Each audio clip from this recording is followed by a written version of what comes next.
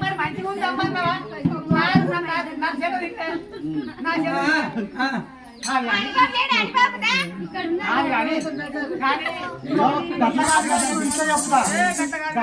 చెప్తా నువ్వు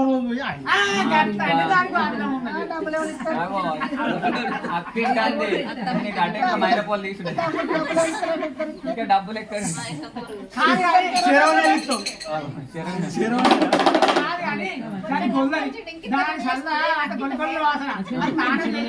జపం చేయది ఒడ్లలో వంటది ఒడియాల్లో వంటది గుట్టల్లో వంటది చెట్లలో వంటది దానం లేదు జపం లేదు దాని కమ్మగా ఉన్నాయంట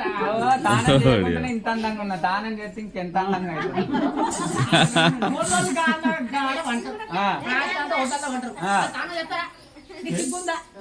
మేము ఒడ్లల్లో వంటనే లేకున్నా